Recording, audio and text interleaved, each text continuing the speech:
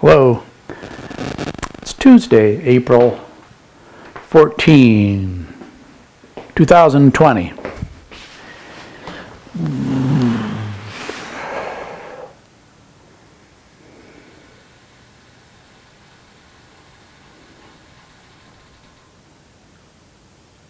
I wanted to talk a little bit about the false self and the true self.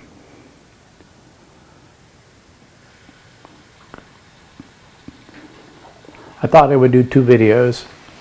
The first one, let's do the false self. That one's easier. I'm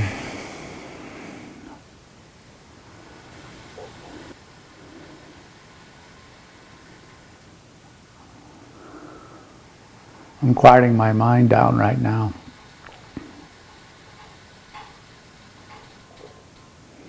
I can feel my breath.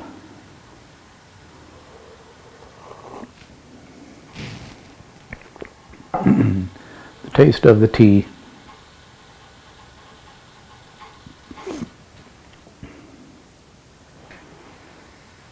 The texture of this pen.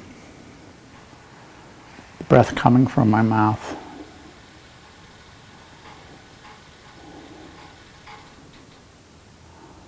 The sound of the pinging from the heater.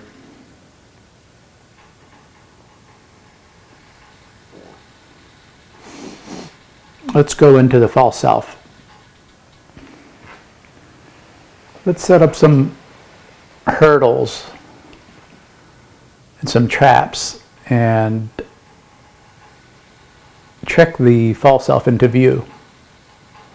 That'll be fun. Let's see if we can do that.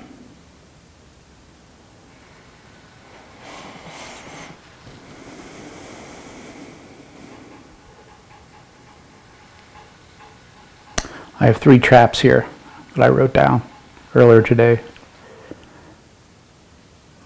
The first one is the I'm suffering station.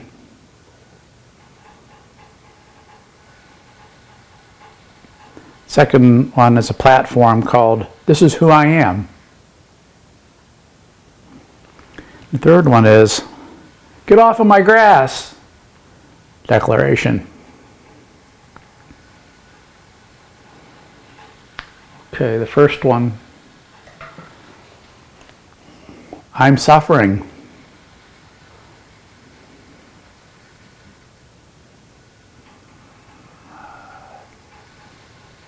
Who is suffering? When I say I, and I'm suffering,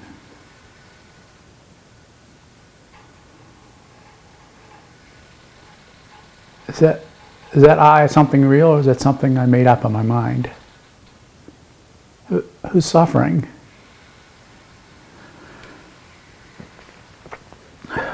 Okay. Suffering.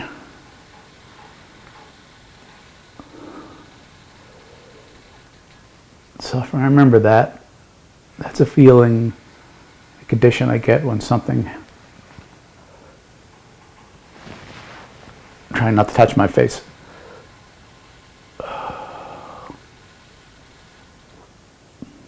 Suffering. A lot of suffering isn't real. It's made up. Suffering, most suffering is made up by the false self. But there's some other kind of suffering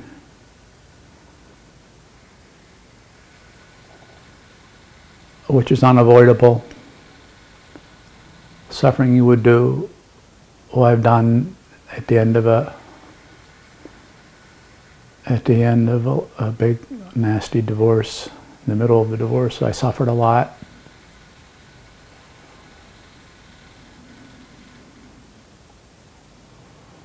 When I saw someone close to me suffering, when I saw that, I suffered too. I could feel it. It was pretty horrible. No,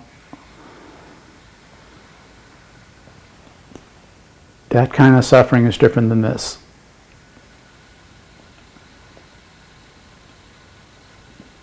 That person said, I'm not spiritual, or I'm not a Christian, because I don't do the following, they say to me. And that would make me feel hurt. I would suffer because my beliefs are being threatened. And I'm not being respected. And I'm suffering. Okay, there's a good one. I'm falsely constructing an idea in my mind who I am. And when somebody threatens my spiritual beliefs, what they call my spiritual beliefs, or Christianity, or things related to something I feel strongly about, it could cause emotion and suffering. There it is. That's the false self. I created that in my mind. It's not real.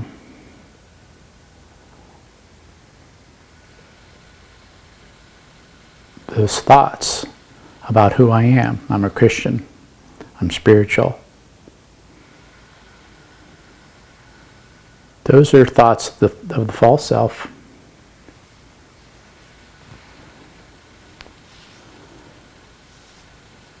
And when the false self is threatened, emotions can come up. Anger,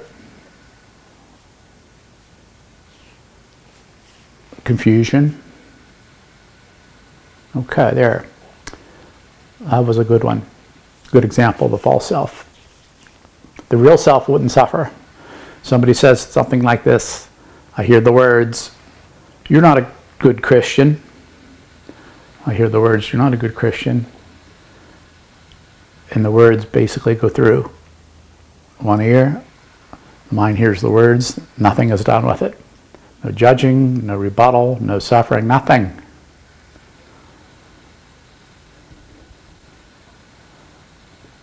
There's nothing threatening about that. There's nothing wrong. True self knows that. Okay. The second one, the platform we stand on, the false self stands on. Big blue jay land on the fence right there. And then the platform is, this is who I am. The false self says, this is who I am. I'm a white American, the false self says. I'm college educated.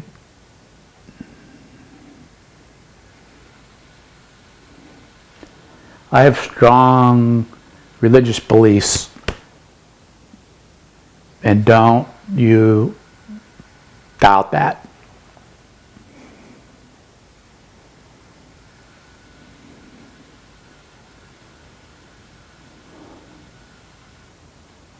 That's the false self. My mind's construction of who I am, and what I stand for, and who my loyalties are towards.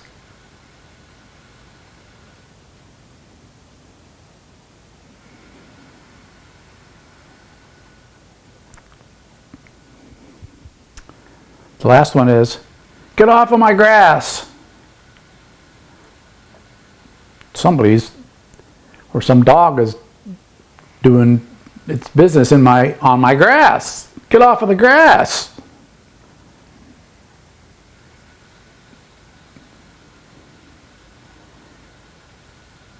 Or the neighbor that I don't like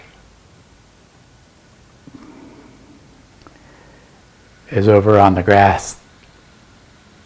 And I wanted to know where the boundary is. Get off of the grass. Get off of my grass.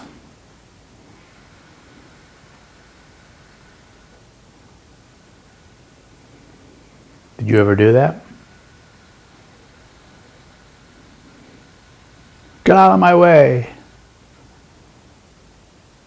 You got in front of me in the line. Get in the back of the line.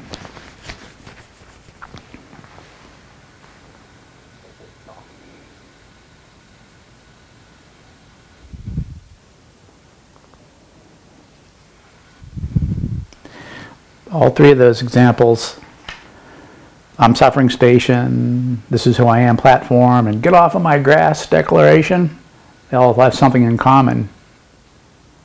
The mind is attaching to some idea of who I am. The mind is attaching to an idea of who I am. And in real life, sometimes people don't even know they're doing it. They just blurt it out. And it's saying in their mind, subconsciously or otherwise, this is who I am. That's not cool to me. That's not in my favor. That doesn't agree with my story of who I am. Pretty tricky, huh?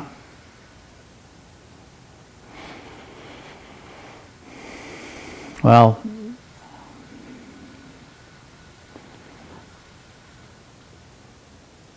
those are my examples of the false self.